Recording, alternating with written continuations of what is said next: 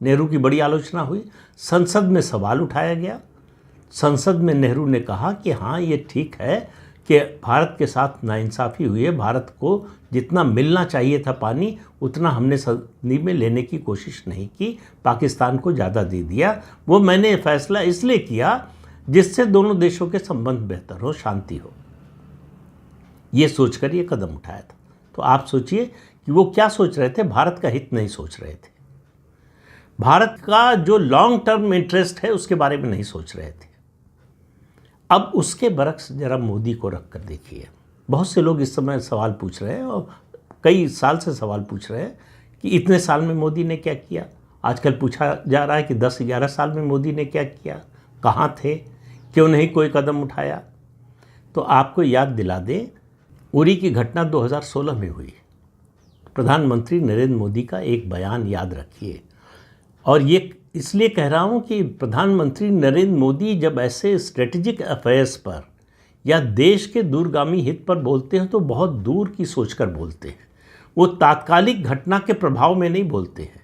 तब उन्होंने एक वाक्य कहा था कि पानी और खून एक साथ नहीं बह सकता। बहुत से लोगों को समझ में नहीं आया कि ये पानी खून का क्या मतलब। खून का तो मतलब समझ रहे हैं कि आतंकवाद नहीं चल सकता, लेकिन पानी और खून एक साथ नहीं बह सकता, इसका क्या मतलब। तो मोदी सरकार ने उसी समय से तैयारी शुरू कर दी। क्या किया ये आपको बताता हूँ आज। पहले तो ये समझ लीजिए, ये 6 नदियों के पानी के बंटवारे का समझौता है। 3 नदियाँ पूरब में हैं, 3 नदियाँ पश्चिम में।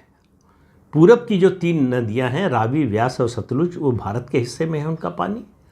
और पश्चिम में जो 3 नदियाँ हैं, झेलम, चिनाब और सिंध, वो पाकिस्तान के हिस्से में। अब पाकिस्तान के लिए इनके पानी का महत्व समझिए। पाकिस्तान का 80% से ज़्यादा जो एग्रीकल्चर प्रोडक्शन है इन नदियों के पानी से आता है, और ये एग्रीकल्चर प्रोडक्शन का हिस्सा उसके जीडीपी में 25% है। पीने का पानी, बाकी चीज़ें तो आप अभी किनारे रख दीजिए, केवल इस उनकी अर्थव्यवस्था की दृष्टि से देखिए। तो इसलिए पाकिस्तान के लिए ये कितना महत्वपूर्ण है, इस बात को समझिए। दूसरा, ये इस ट्रीटी में, इस संधि में ये व्यवस्था है कि भारत इन नदियों का जो पाकिस्तान के हिस्से में है जिनका पानी, उनको स्टोर नहीं कर सकता, उनको डाइवर्ट नहीं कर सकता, लेकिन run of the river hydel power project लगा सकता है। तो ये केवल इतनी सुविधा भारत को है।